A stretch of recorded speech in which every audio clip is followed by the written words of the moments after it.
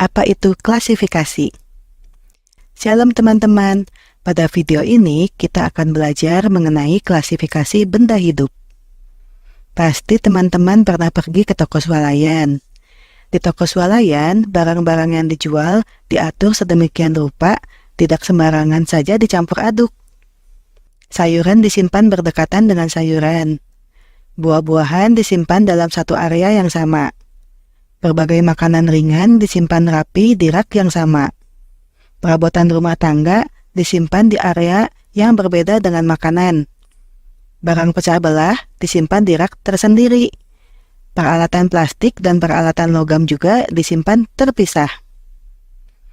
Nah, pengaturan barang-barang di toko swalayan itu menggunakan sistem klasifikasi atau pengelompokan.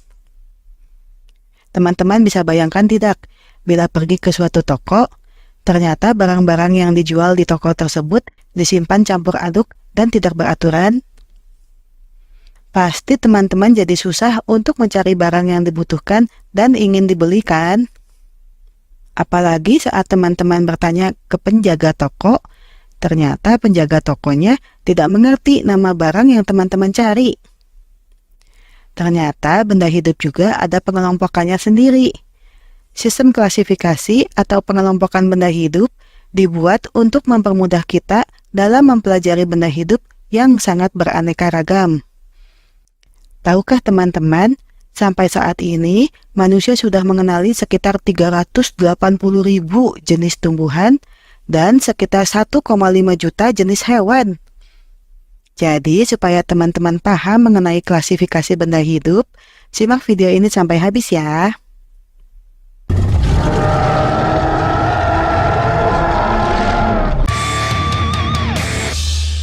Biologi. Klasifikasi adalah proses pengelompokan organisme atau benda hidup ke dalam kelompok berbeda berdasarkan persamaan dan perbedaan karakteristiknya. Manfaat klasifikasi benda hidup yaitu mengetahui hubungan kekerabatan antar benda hidup, memberi nama suatu benda hidup yang belum diketahui nama sebelumnya, mempermudah manusia dalam mengenali, membandingkan, dan mempelajari keanekaragaman benda hidup. Penamaan dengan sistem klasifikasi memungkinkan ilmuwan dari seluruh dunia untuk menggunakan istilah yang sama untuk suatu benda hidup. Ilmu yang mempelajari tentang tingkatan atau klasifikasi benda hidup adalah taksonomi. Istilah taksonomi berasal dari bahasa Yunani taksis yang berarti kelompok dan nomos yang berarti hukum. Taksonomi merupakan salah satu ilmu yang sangat dinamis karena perkembangannya selalu disesuaikan dengan penemuan atau penamaan spesies baru. Tahap-tahap dalam taksonomi. Pertama, melakukan pengamatan. Tahap awal klasifikasi benda hidup adalah dengan melakukan pengamatan sifat benda hidup tersebut, mulai dari mengamati tingkah laku, anatomi, dan fisiologinya, serta bagaimana reproduksinya. Kedua, membuat pengelompokan. Setelah benda hidup diamati, maka tahap selanjutnya adalah mengelompokkannya berdasarkan ciri atau sifat, baik persamaan maupun perbedaannya. Ketiga, pemberian nama. Tahap terakhir adalah pemberian nama berdasarkan hasil pengamatan dan pengelompokan.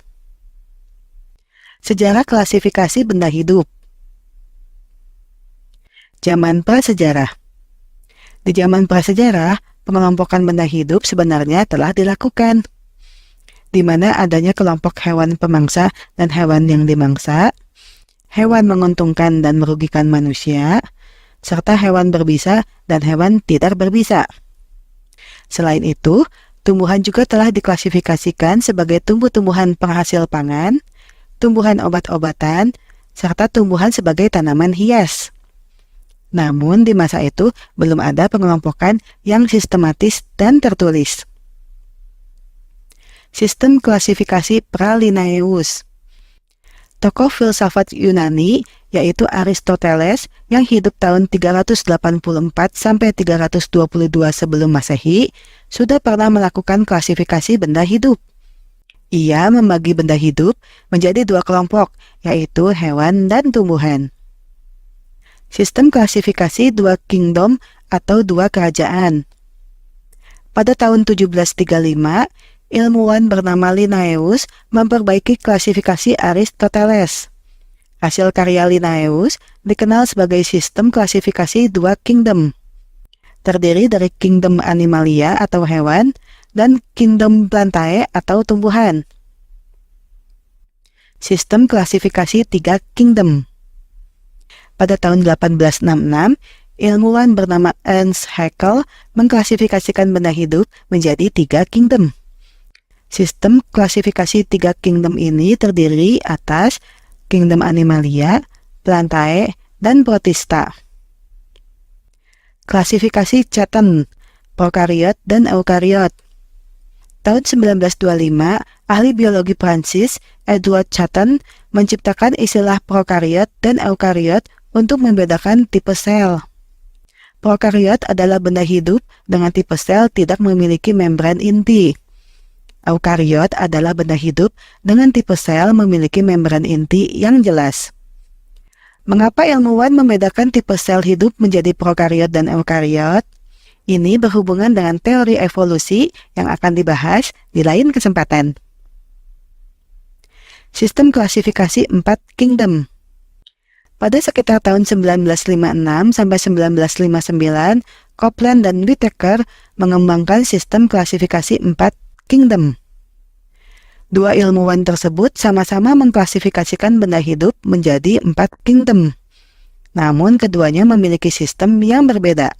Copeland mengklasifikasikan benda hidup menjadi kingdom Monera, Protista, Metaphyta, dan Metazoa. Whittaker mengklasifikasikan benda hidup menjadi kingdom Animalia, Plantae, Protista, dan Fungi. Sistem yang umum digunakan saat itu dan selanjutnya terus berkembang adalah sistem yang dikemukakan oleh Whittaker. Sistem klasifikasi 5 kingdom. Pada tahun 1969, Robert H. Whittaker kemudian menyempurnakan sistem 4 kingdomnya menjadi sistem 5 kingdom. Kingdom kelima adalah Monera. Sistem klasifikasi 6 kingdom. Pada tahun 1977, seorang ilmuwan Carl Weiss membagi benda hidup menjadi 6 kingdom, yaitu kingdom Animalia, Plantae, Protista, Mycota, Eubacteria, dan Archaebacteria. Sistem klasifikasi 7 kingdom. Pada tahun 1998, seorang ilmuwan bernama Cavalier Smith mengembangkan sistem klasifikasi 7 kingdom, yaitu kingdom Animalia, Plantae, Protista, Chromista, Eumycota, Eubacteria, dan Archaebacteria. Walaupun sistem 7 kingdom merupakan sistem terbaru dan paling spesifik, namun yang masih banyak dipakai sampai saat ini adalah sistem klasifikasi 5 kingdom. Sampai di sini paham ya? Dalam taksonomi, dikenal istilah takson atau hierarki atau susunan. Urutan takson pada benda hidup dari yang paling umum ke yang paling khusus atau spesifik, yaitu 1. Kerajaan atau kingdom, yang disebut juga dunia atau regnum. Tingkatan takson yang pertama ini adalah tingkatan tertinggi dengan jumlah anggota takson terbesar. 2. Filum dan divisi. Filum digunakan untuk pengelompokan hewan, sedangkan divisi digunakan untuk kelompok tumbuhan. 3. Kelas. Setiap filum atau divisi dikelompokkan dalam kelas yang lebih spesifik. 4. Ordo. Setiap kelas terbagi ke dalam ordo berdasarkan karakteristik lebih lanjut. 5. Family. Setiap ordo dikelompokkan ke dalam famili berdasarkan kesamaannya. 6. Genus. Setiap famili dimasukkan ke dalam genus berdasarkan ciri yang lebih rinci. 7. Spesies. Setiap genus terbagi ke dalam spesies menurut karakteristik yang paling khusus. Syarat dua organisme dikatakan spesies yang sama selain memiliki karakteristik yang sama adalah bila melakukan perkawinan secara alamiah dapat menghasilkan keturunan yang fertil atau subur. Nama spesies umumnya menggunakan dua kata, di mana kata pertama menunjukkan nama genusnya dan kata kedua menunjukkan kata spesifiknya. 8. Varietas atau ras. Varietas atau ras merupakan takson organisme di mana pada organisme satu spesies terkadang masih ditemukan perbedaan ciri yang sangat jelas atau bervariasi. Istilah dari varietas digunakan untuk spesies tumbuhan, sedangkan ras digunakan untuk spesies hewan. Contoh, kingdom ada beberapa macam, yaitu Animalia, Plantae, Fungi, Protista, dan Monera. Dalam kingdom Animalia terdapat filum Chordata, Arthropoda, dan Mollusca. Pada filum Chordata terdapat kelas Mamalia, Aves, dan Reptilia. Pada kelas Mamalia terdapat ordo Carnivora, Primata, dan Rodentia. Dalam ordo Carnivora terdapat famili Felidae, Canidae, dan Ursidae.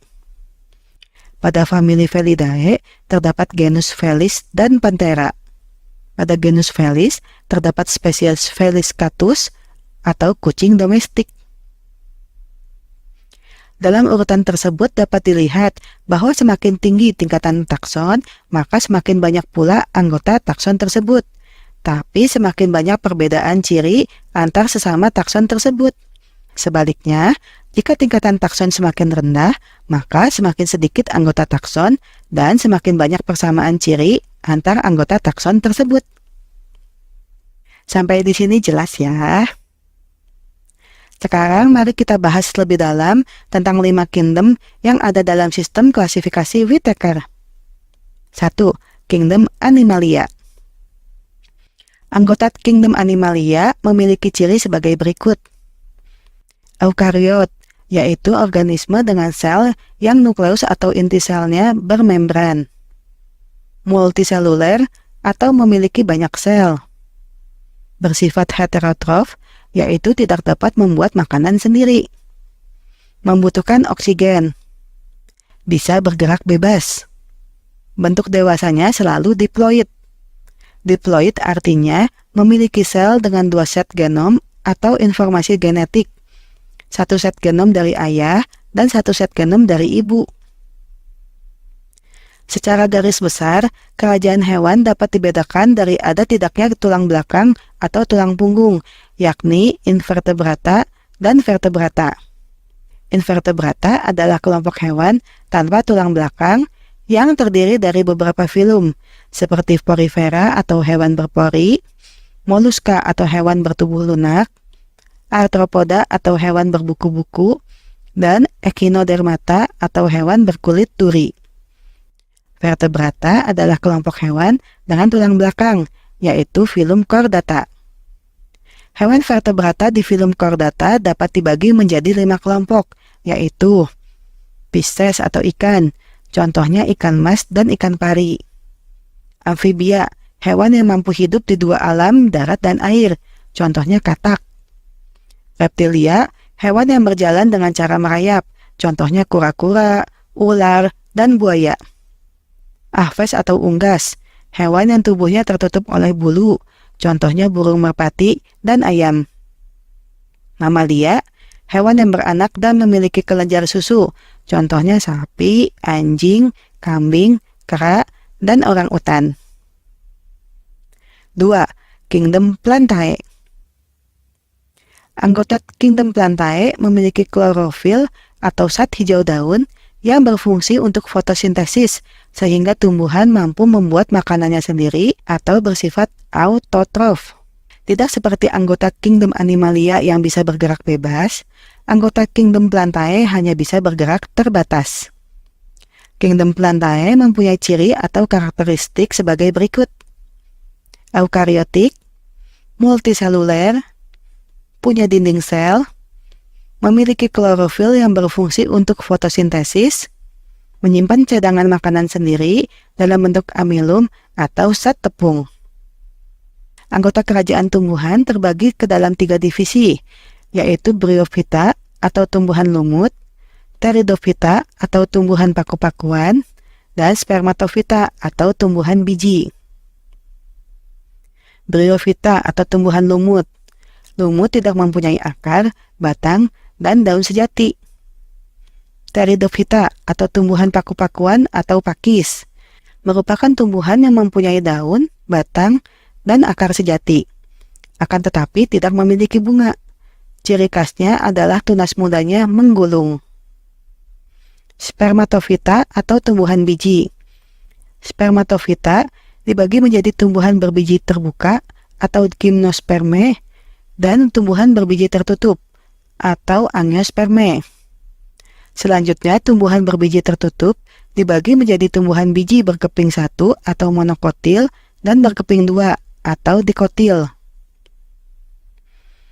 3. Kingdom fungi atau jamur. Ciri-ciri organisme dalam kingdom fungi adalah sebagai berikut.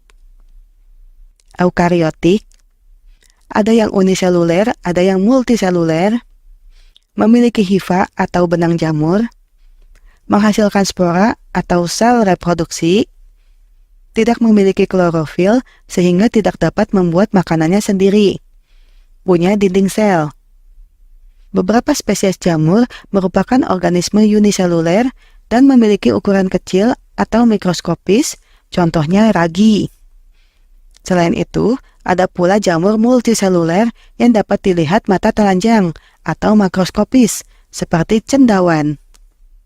Jamur bersifat saprofit dan parasit. Saprofit artinya organisme yang hidup dan makan dari bahan organik yang sudah mati atau yang sudah busuk. Parasit artinya organisme yang hidup dan menghisap makanan dari organisme lain yang ditempelinya.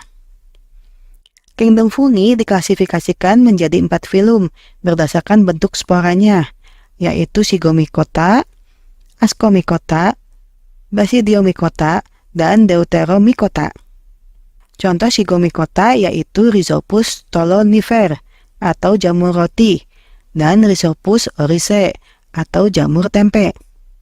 Contoh Ascomycota yaitu Saccharomyces cerevisiae atau ragi yang banyak digunakan dalam industri pengolahan makanan minuman.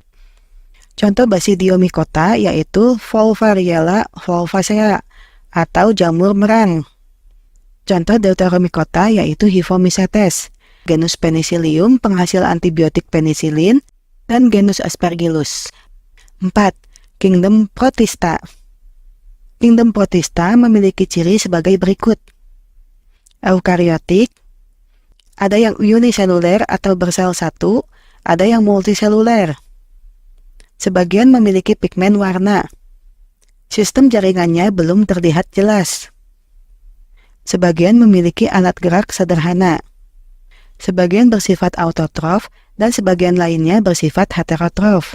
Sebagian hidup berkoloni dan sebagian lainnya soliter.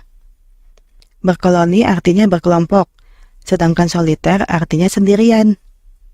Semua jenis benda hidup eukariotik yang bukan merupakan hewan, tumbuhan maupun jamur masuk ke dalam kelompok protista. Kelompok protista mirip tumbuhan.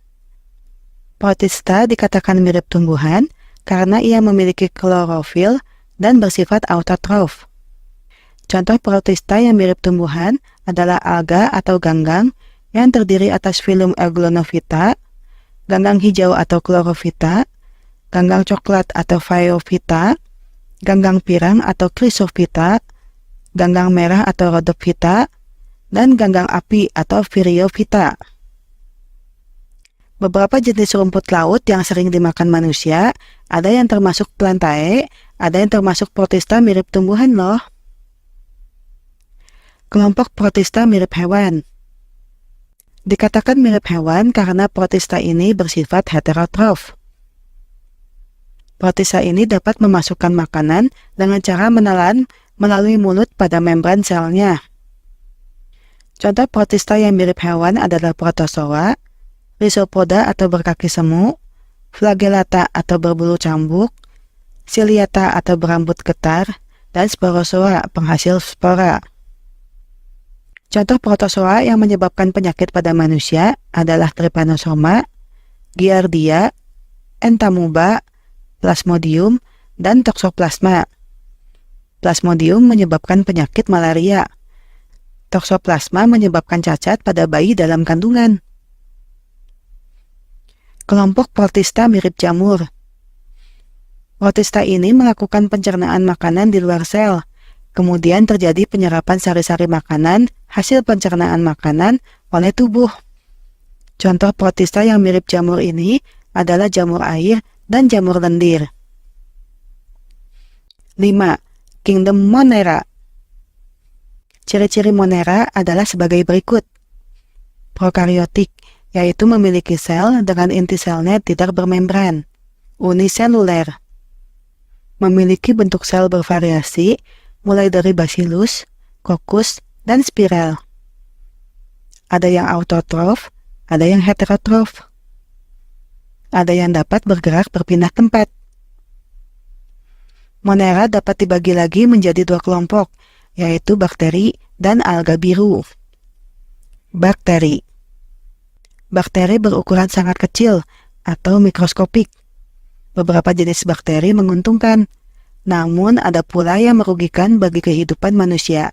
Berikut ini beberapa contohnya. Escherichia coli hidup di usus besar manusia dan membantu pembusukan sisa makanan. Salmonella typhi penyebab penyakit demam tifoid atau tipes. Mycobacterium tuberculosis penyebab penyakit TBC. Bacillus anthracis penyebab penyakit antraks pada ternak. Alga biru. Beberapa contoh alga biru adalah Anabaena azolla yang digunakan sebagai pupuk, spirulina sebagai bahan makanan yang mengandung protein. Berikut adalah tabel rangkuman mengenai 5 kingdom yang tadi kita bahas. Tipe sel. Kingdom Animalia, Plantae, Fungi, Protista, tipe selnya eukariot, sedangkan Monera, prokariot. Jumlah sel. Kingdom Animalia dan Plantae multiseluler, sedangkan Kingdom Fungi dan Protista ada yang uniseluler dan ada yang multiseluler, sedangkan Kingdom Monera uniseluler. Dinding sel. Kingdom Animalia, Protista, dan Monera tidak ada, sedangkan Kingdom Plantae dan Fungi ada dinding sel. Cara mendapatkan makanan. Animalia heterotrof, Plantae autotrof, Fungi heterotrof, sedangkan Protista dan Monera sebagian heterotrof dan sebagian autotrof. Cara reproduksi semuanya seksual dan aseksual. Untuk Monera kebanyakan aseksual. Kelompok. Pada Kingdom Animalia ada vertebrata dan invertebrata. Pada Plantae ada bryophyta atau tumbuhan lumut, Pteridophyta atau tumbuhan paku-pakuan, Spermatophyta atau tumbuhan biji. Pada Kingdom Fungi ada kelompok Zygomycota, Ascomycota, Basidiomycota, Deuteromycota. Kelompok pada Kingdom Protista adalah Protista mirip hewan, Protista mirip tumbuhan, dan Protista mirip jamur. Kelompok pada Kingdom Monera adalah bakteri dan alga biru. Contoh anggota Kingdom Animalia: laba-laba, ubur-ubur, katak, ikan, burung, kera, anjing. Contoh anggota Kingdom Plantae: lumut, semanggi, pohon bambu, pohon mangga, jagung, padi. Contoh anggota Kingdom Fungi: jamur tempe, ragi, jamur merang, Penicillium, Aspergillus. Contoh anggota Kingdom Protista: ganggang hijau, ganggang merah, protozoa, jamur air, jamur lendir.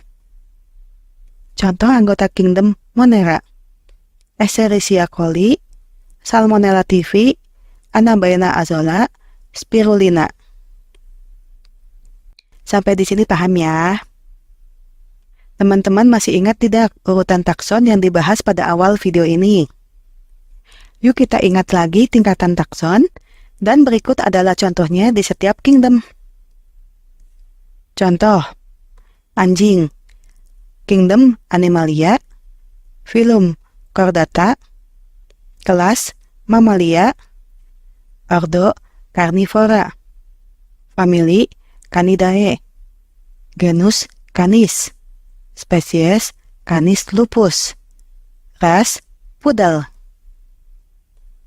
Contoh padi, kingdom Plantae, divisi Spermatophyta, kelas Monocotyledonae, ordo Poales, famili Graminae, genus Oryza lin, spesies Oryza sativa, varietas Impari 32.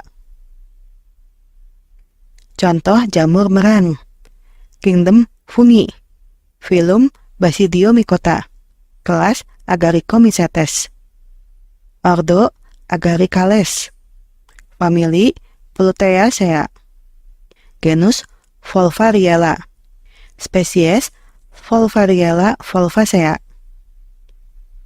Contoh Plasmodium, kingdom Protista, filum Apicomplexa, kelas Aconoidacida, ordo Hemospororida, famili Plasmodidae, genus Plasmodium, spesies Plasmodium malariae. Contoh spirulina, kingdom Monera, filum Cyanobacteria, kelas Cyanophyceae, ordo Spirulinales, famili Spirulinaceae, genus Spirulina, spesies Spirulina agilis. Di dalam Alkitab tertulis, Allah memang menciptakan tumbuhan dan hewan berbeda-beda dan pada hari yang berlainan. Tumbuh-tumbuhan diciptakan pada hari ketiga. Kejadian 1 ayat 11. Lalu Elohim berfirman, biarlah daratan menumbuhkan rerumputan, tumbuhan yang mengandung benih, pohon buah yang menghasilkan buah menurut jenisnya, yang di dalamnya ada benihnya, di atas bumi. Dan jadilah demikian. Binatang air dan burung diciptakan pada hari kelima. Kejadian 1 ayat 20. Dan Elohim berfirman, biarlah air syarat dengan makhluk hidup yang berkeriapan, dan biarlah burung berterbangan di atas bumi, di atas permukaan cakrawala langit. Binatang di darat diciptakan pada hari ke-6. Kejadian 1 ayat 24. Dan Elohim berfirman, biarlah daratan mengeluarkan makhluk hidup menurut jenisnya, hewan, dan binatang merayap, dan binatang liar darat menurut jenisnya. Dan jadilah demikian. Nah, sekarang teman-teman sudah mengerti apa itu klasifikasi benda hidup kan? Bila teman-teman belum paham, silakan ulangi lagi video ini. Tuhan memberkati.